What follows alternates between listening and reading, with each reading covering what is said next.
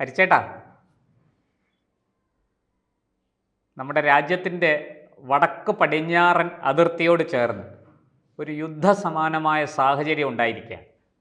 അങ്ങക്ക് മനസ്സിലായി കാണുമല്ലോ. പാകിസ്ഥാൻ, അഫ്ഗാനിസ്ഥാൻ ഏത് നിമിഷവും യുദ്ധം പൊട്ടിപ്പുറപ്പെടാം. എന്താണ് അവിടുത്തെ സ്ഥിതിവിശേഷം? ഈ പാകിസ്ഥാൻ എന്തിനാണ് അഫ്ഗാനിസ്ഥാനെ ആക്രമിച്ചത്? എന്താണ് അതിനുള്ള പെട്ടെന്നുണ്ടായ പ്രകോപനം? എന്താണ്? ഇന്ന് പാകിസ്ഥാന്റെ യുദ്ധവിമാനങ്ങൾ അഫ്ഗാനിസ്ഥാനിലെ തേരീഖ് ഇ താലിബാൻ പാകിസ്ഥാൻ, അതായത് തേരീഖ് ഇ താലിബാൻ പാകിസ്ഥാൻ എന്ന് പറയുന്നത് താലിബന്റെ പാകിസ്ഥാൻ ഒരു ഘടകം പോലെ പ്രവർത്തിക്കുകയാണ്. അവർ പുറത്തു പറയും അവർ തമ്മിൽ ബന്ധമില്ലെന്ന്. പക്ഷേ TTP എന്ന് പറയുന്ന ഈ തീവ്രവാദ സംഘടന ഈ കഴിഞ്ഞ കുറച്ച് നാളായിട്ട് പാകിസ്ഥാനിലെ സൈന്യത്തിന് നേരെയും പാകിസ്ഥാൻ പോലീസിന് നേരെയും നിരന്തരം ആക്രമണം നടത്തുകയായിരുന്നു. അപ്പോ അതായിരിക്കാം ഒരു കാരണം. പക്ഷേ ഇതിനകത്തിലെ ഒരു തമാശ എന്ന് പറയുന്നത്, ഈ കഴിഞ്ഞ ആഴ്ച പാകിസ്ഥാന്റെ അഫ്ഗാനിസ്ഥാനിലേക്കുള്ള പ്രത്യേക പ്രതിനിധിയും അഫ്ഗാനിസ്ഥാന്റെ ഇന്റീരിയർ മിനിസ്റ്റർ ഇവർ തമ്മിൽ ഒരു ചർച്ച നടത്തിയിരുന്നു.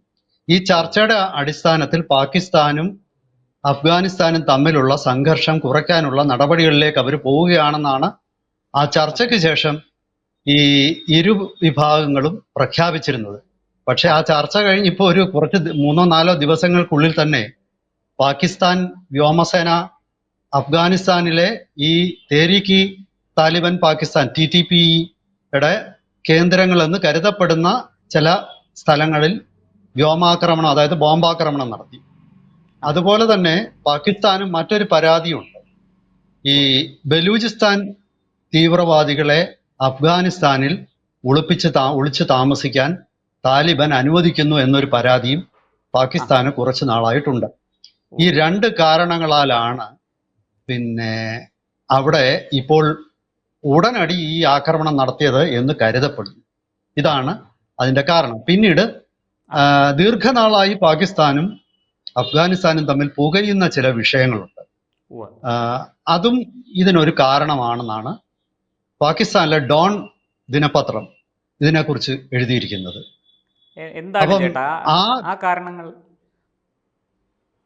തീർച്ചയായിട്ടും അതിലേക്ക് നമുക്ക് വരാം.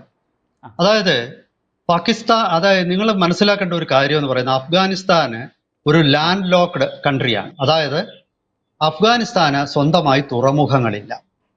അഫ്ഗാനിസ്ഥാന്റെ 4 ഭാഗത്തും കരയാണ്. അതായത് ഒരു സൈഡിൽ ചൈന, ഒരു സൈഡിൽ ഉസ്ബെക്കിസ്ഥാൻ, തജിക്കിസ്ഥാൻ, അതുപോലെ തന്നെ ഇറാൻ മറ്റൊരു ഭാഗത്ത്, പാകിസ്ഥാൻ വേറൊരു ഭാഗത്ത്.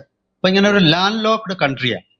അവർക്ക് വ്യാപാര കാര്യങ്ങൾക്ക് പാകിസ്ഥാനെ ആശ്രയിക്കാതെ നിർവാഹമില്ല. അതായത് അവർക്ക് തുറമുഖങ്ങളില്ല. ഒന്നുകിൽ അവർ പാകിസ്ഥാനിലെ തുറമുഖങ്ങൾ വഴി വ്യാപാരം നടത്തണം, അല്ലെങ്കിൽ ഇറാന്റെ തുറമുഖം വഴി വ്യാപാരം നടത്തണം. അങ്ങനെ പാകിസ്ഥാൻ ആയിരുന്നു അവർ കൂടുതൽ ഉപയോഗിച്ചുകൊണ്ടിരുന്നത്. പക്ഷെ ഈ അടുത്ത കാലത്തായിട്ട് പാകിസ്ഥാൻ വഴിയുള്ള അഫ്ഗാനിസ്ഥാന്റെ വ്യാപാരത്തിന്മേൽ കനത്ത നികുതി ഏർപ്പെടുത്തി. അത് പ്രത്യേകിച്ച് അഫ്ഗാനിസ്ഥാനിൽ നിന്ന് ഈ ഡ്രൈ ഫ്രൂട്ട്സ്, അതുപോലുള്ള ചില ഭക്ഷ്യവസ്തുക്കളുണ്ട്, അതൊക്കെ ഇന്ത്യയിലേക്കാണ് കയറ്റുമതി ചെയ്യുന്നത്. ഒരുപക്ഷെ ഇന്ത്യയോടുള്ള ഒരു ദേഷ്യമായിരിക്കാം പാകിസ്ഥാനെ ഈ അഫ്ഗാനിസ്ഥാന്റെ അഫ്ഗാനിസ്ഥാനിലെ ചരക്കുകൾക്ക് കയറ്റുമതി ചുങ്കം വർദ്ധിപ്പിച്ചത്. അത് ഒരു കാരണം. ഇനി രണ്ടാമത് വേറൊരു വളരെ സുപ്രധാനമായ ഒരു കാരണമുണ്ട്. അതായത് അഫ്ഗാനിസ്ഥാൻ താലിബാൻ ഇപ്പോൾ പല രാജ്യങ്ങളുമായിട്ടും നയതന്ത്ര ബന്ധങ്ങൾ അനൗദ്യോഗികമായി സ്ഥാപിച്ചു കഴിഞ്ഞു, ഇന്ത്യയുമായിട്ട് പോലും. അപ്പോ റഷ്യ, ചൈന, ഇന്ത്യ ഈ 3 രാജ്യങ്ങളുമായിട്ട് നയതന്ത്ര ബന്ധം അഫ്ഗാനിസ്ഥാൻ സ്ഥാപിച്ചു. ഇതിന്റെ ഫലമായിട്ട് അഫ്ഗാനിസ്ഥാന് തോന്നി തുടങ്ങി പാകിസ്ഥാനോട് വലിയ ബഹുമാനമൊന്നും കാണിക്കേണ്ട കാര്യമില്ല. മാത്രമല്ല, ഇറാനിലെ തുറമുഖം അവർക്ക് ഉപയോഗിക്കാൻ ഉള്ള ഒരു സാധ്യതയുണ്ട്. അതായത് ഇന്ത്യയുടെ ഈ ചബഹാർ തുറമുഖം. മനസ്സിലായോ?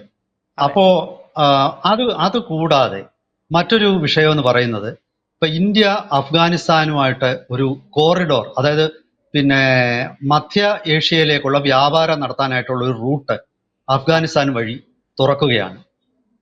അപ്പൊ ഇത്തരം കാര്യങ്ങളൊന്നും തന്നെ പാകിസ്ഥാൻ അത്ര അങ്ങോട്ട് ഇഷ്ടപ്പെടുന്നില്ല. ഇവൻ ചൈനയുമായിട്ട് പോലും ദഹിക്കുന്നില്ല. ചൈനയുമായിട്ട് പോലും അഫ്ഗാനിസ്ഥാൻ സ്വന്തമായ രീതിയിൽ ബന്ധം ഉണ്ടാക്കാൻ തുടങ്ങിയിരിക്കുന്നു. ആ. പാകിസ്ഥാന് അത് ഒട്ടും സഹിക്കുന്നില്ല. കാരണം ചൈനയുടെ സൗഹൃദത്തിന്റെ കുത്തക പാകിസ്ഥാൻ ആവശ്യമുണ്ട്. ഇതൊക്കെ ഈ അവിടെ മാറി വരുന്ന ഈ ജിയോ പൊളിറ്റിക്കൽ ബന്ധങ്ങൾ, അതായത് മറ്റു പല രാജ്യങ്ങളുമായിട്ടും തന്ത്രപ്രധാനമായ ബന്ധങ്ങൾ താലിബാൻ സ്ഥാപിച്ചിരിക്കുന്നതിനെ പാകിസ്ഥാൻ ആശങ്കയോടാണ് കാണുന്നത്. ഓ. അപ്പോൾ പാകിസ്ഥാന് ഒരു മുന്നറിയിപ്പ് കൊടുത്തതാവാൻ വലിയ സാധ്യതയുണ്ട്.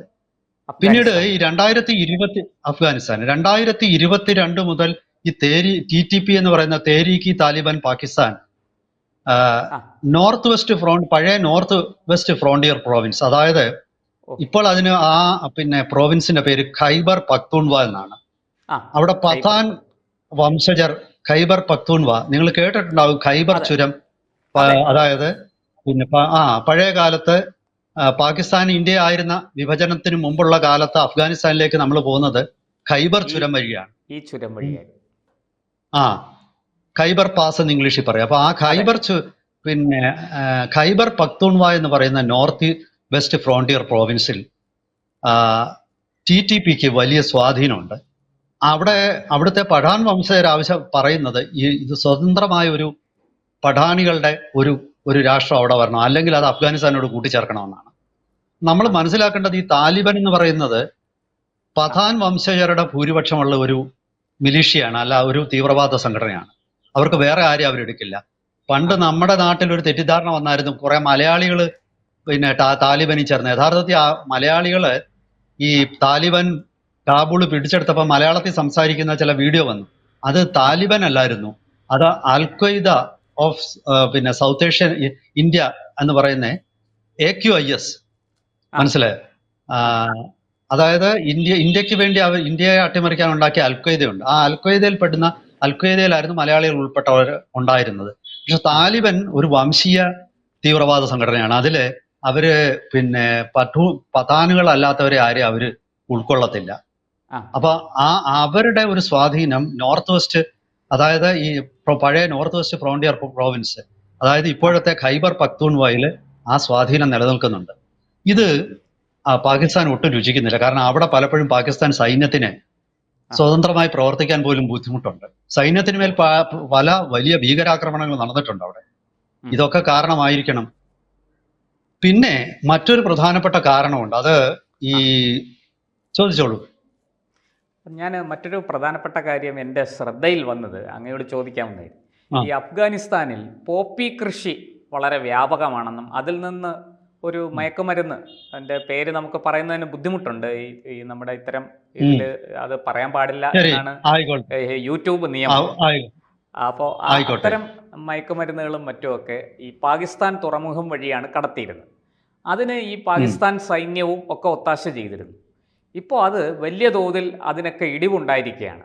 അത് പലയിടത്തും പലപ്പോഴും അത് അവിടെ നിന്ന് ഇന്ത്യൻ സമുദ്രാതിർത്തിയിൽ പ്രവേശിക്കുകയും അങ്ങനെ അത് പിടിച്ചെടുക്കുകയൊക്കെ ചെയ്യുന്നു. വലിയ തോതിൽ അതിന് തിരിച്ചടി കിട്ടുന്നു. അപ്പോൾ ഇപ്പോൾ അത് നടക്കാതെ വരികയും അങ്ങനെ ഈ അഫ്ഗാനിലെ താലിബാൻ ഭീകരരും ഈ പാക് സൈന്യവുമായിട്ട് പരസ്പരം ഒരു സംഘർഷം ഉണ്ടാവുകയും ചെയ്യുന്നതായിട്ട് പറഞ്ഞു കേൾക്കുന്നുണ്ട്. ഇതിൽ എത്രത്തോളം സത്യമുണ്ട്? അതിൽ ഭാഗികമായിട്ടേ സത്യമുള്ളൂ. അതായത് ഈ പിന്നെ ഈ പറയുന്ന തരത്തിലുള്ള ഇൻടോക്സിക്കൻസ്, മയക്ക് മരുന്നുകൾ അഫ്ഗാനിസ്ഥാനിൽ നിന്ന് മാത്രമല്ല, അത് പാകിസ്ഥാനിലും കൃഷി ചെയ്യുന്നുണ്ട്. ഞാനീ പറഞ്ഞ ഖൈബർ പഖ്തൂൺവ എന്ന് പറയുന്ന പ്രോവിൻസിലും അതുപോലെ തന്നെ ബലൂചിസ്ഥാന്റെ ഭാഗങ്ങളിലും ഒക്കെ ഇത് കൃഷി ചെയ്യുന്നുണ്ട്. അത് കയറ്റി വിടുന്നതിന് പാകിസ്ഥാൻ സൈന്യമോ പാകിസ്ഥാൻ നേവിയോ എതിരല്ലതാണ്. പക്ഷെ ഇപ്പൊ പാകിസ്ഥാന് വന്നിരിക്കുന്ന ബുദ്ധിമുട്ടെന്ന് പറയുന്നത് ഇന്ത്യ അറബിക്കടലിന് മുകളിലുള്ള നിരീക്ഷണം, അതായത് പഴയ കാലത്ത് ഇന്ത്യ ഡ്രോൺ ഉപയോഗിച്ച് നിരീക്ഷണം നടത്തുന്നില്ലായിരുന്നു. ഇപ്പോഴേ സീ ഗാർഡിയൻ എന്ന് പറയുന്ന അമേരിക്കയുടെ ഡ്രോണുകൾ നമ്മൾ വാടകയ്ക്ക് എടുത്ത് വളരെ നാളുകളായിട്ട്, പിന്നെ അവിടെ വ്യോമ നിരീക്ഷണം വളരെ ശക്തമാണ് ഇന്ത്യയുടെ. പിന്നെ മാത്രമല്ല, ഇന്ത്യയുടെ നേവി അതീവ ശക്തവും ജാഗരൂകവുമാണ്. അത് കൂടാതെ നമ്മുടെ കോസ്റ്റ് ഗാർഡിനും അത്യന്താധുനിക റോന്തു ചുറ്റുന്ന പിന്നെ കപ്പലുകൾ, ഇപ്പൊ 3 തരത്തിലുള്ള പിന്നെ യുദ്ധ കപ്പലുകളാണ് ഉള്ളത്. ഒന്ന് പിന്നെ കോർവെറ്റ് എന്ന് പറയും, പിന്നെ ഫ്രിഗേറ്റ്, പിന്നെ ഏറ്റവും വലുതാണ് ഡിസ്ട്രോയർ എന്ന് പറയുന്നത്. അപ്പോഴ് നമ്മൾ ഇപ്പം നമ്മുടെ പിന്നെ തീരദേശ കോസ്റ്റ് ഗാർഡിന് പോലും കോർവെറ്റുകളുണ്ട്. അപ്പം ഓ അതീവ പിന്നെ നവീകരണ പ്രവർത്തനങ്ങൾ നമ്മുടെ നേവിയിലും കോസ്റ്റ് ഗാർഡിലും എല്ലാം നടന്നു കഴിഞ്ഞിരിക്കുന്നു. ഓ അപ്പം ഇനി പാകിസ്ഥാന് അത് ബുദ്ധിമുട്ടാണ്, നടക്കുന്ന കാര്യമല്ല. ആ അത് പക്ഷേ താലിബാനുമായിട്ടുള്ള യുദ്ധത്തിൽ അതൊന്നും ആയിട്ടുള്ള കാരണം. പിന്നെ ഞാൻ ആ പറയാൻ വന്ന മറ്റൊരു പ്രധാനപ്പെട്ട കാരണം എന്ന് ഓ പറയുന്നത്, ഈ പാകിസ്ഥാൻ വഴിയാണ് ചൈനയുടെ ബെൽറ്റ് റോഡ് പദ്ധതി എന്ന് പറയും. വൺ അതെ ബെൽറ്റ് വൺ റോഡ്. അതായത് സിൽക്ക് റൂട്ട് എന്ന് പറയുന്ന ചൈന തൊട്ട് അങ്ങ് സെൻട്രൽ ഏഷ്യ, യൂറോപ്പിലേക്ക് പോകുന്ന റോഡ് ചൈനയുടെ സഹായത്തോടു കൂടി പാകിസ്ഥാൻ വികസിപ്പിക്കുകയാണ്. ഈ ഓ വികസിപ്പിക്കുന്ന ചൈനീസ് എഞ്ചിനീയർമാർക്കും അതുപോലെ മറ്റ് ടെക്നീഷ്യൻസിനും കോൺട്രാക്ടേഴ്സിനും ഒക്കെ നേർക്ക് ബലൂചി തീവ്രവാദികൾ ഭീകരാക്രമണം പലവട്ടം നടത്തി. ഇത് ചൈനയെ ഭയങ്കരമായിട്ട് രോഷം കൊള്ളിച്ചു. അപ്പൊ അവരുടെ പിന്നെ അവർ മുടക്കുന്ന പണത്തിന് സുരക്ഷ കൊടുക്കാൻ പാകിസ്ഥാന് പറ്റുന്നില്ല. ഇവര് ഈ ആക്രമണം കഴിഞ്ഞിട്ട് ഈ ബലൂചിസ്ഥാൻ തീവ്രവാദികൾ നേരെ അഫ്ഗാനിസ്ഥാനിൽ പോയി ഒളിക്കുകയും ചെയ്തു. ഇത് ഓ പാകിസ്ഥാന് വലിയൊരു വിഷയമാണ്. മാത്രമല്ല, പാകിസ്ഥാന്റെ ഒരു പേടി എന്ന് പറഞ്ഞാല് പാകിസ്ഥാനെ കൊണ്ട് നിയന്ത്രിക്കാൻ കഴിയുന്നില്ല. അതുകൊണ്ട് ചൈന നേരിട്ട് താലിബാനുമായിട്ട് വല്ല ഡീലും ഉണ്ടാക്കുമോ, ഈ പേടിയുണ്ട്. അതായത് ഇനി ചൈനയ്ക്ക് പഴയതുപോലെ പാകിസ്ഥാനെ ആവശ്യമില്ല, പകരം താലിബാനെ ഉപയോഗിച്ചാൽ എന്താണെന്ന് ചൈന ചിന്തിക്കും. കാരണം അവർ കുറച്ചുകൂടെ പിന്നെ ഏകീകൃതമായ ഒരു തീവ്രവാദ ഗ്രൂപ്പാണ്. അപ്പൊ ഇതും ഒരു പ്രധാനപ്പെട്ട കാരണമാണ്. ചോദിച്ചോളൂ. ആ, എന്തായാലും ഈ ചോദിച്ചോളൂ.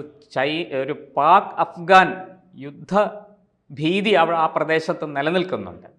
അത് നമുക്കും നമ്മുടെ രാജ്യത്തിനും വലിയ തലവേദനയാണ്. അപ്പം നമ്മുടെ സൈന്യം വളരെ ജാഗ്രതയോടെയാണ് അത് നിരീക്ഷിക്കുന്നത്. നമ്മുടെ അതിർത്തികൾ വളരെ കർശനമായ സുരക്ഷയും കാര്യങ്ങളും ഒക്കെ ഏർപ്പെടുത്തിയിട്ടുണ്ട്. എന്തായാലും ആ പ്രദേശത്ത് ഒരു യുദ്ധം ഉണ്ടാകുന്നത് നമ്മളെ സംബന്ധിച്ചും നല്ല കാര്യമല്ല. എന്തായാലും പാകിസ്ഥാൻ്റെയും അഫ്ഗാനിസ്ഥാൻ്റെയും താലിബാൻ ഭരണകൂടത്തിൻ്റെയും നീക്കങ്ങൾ വളരെ ശ്രദ്ധയോടെ വീക്ഷിക്കണം. വരാൻ പോകുന്ന ദിവസങ്ങൾ വളരെ പ്രധാനപ്പെട്ടതാണ്. ഒരു തരത്തിലും നമുക്ക് ഇതുകൊണ്ട് ബുദ്ധിമുട്ട് ഉണ്ടാകരുത്. ഒരു ചെറിയ യുദ്ധം ഇന്ത്യക്ക് നല്ലതാണ്, കാരണം ഇവര് തമ്മിൽ ഫൈറ്റ് ചെയ്ത് നിൽക്കണം. പക്ഷെ അതൊരു വലിയ യുദ്ധത്തിലേക്ക് വന്നു കഴിഞ്ഞാൽ നമുക്ക് അതിന്റെ ബുദ്ധിമുട്ടുകൾ ഉണ്ടാകും. എന്തായാലും ശരി, നമ്മൾ ഇന്ത്യ ജാഗരൂക ആയിരിക്കും എന്ന് തന്നെ നമുക്ക് പ്രതീക്ഷിക്കാം. തീർച്ചയായിട്ടും അങ്ങനെ തന്നെ ഇരിക്കട്ടെ.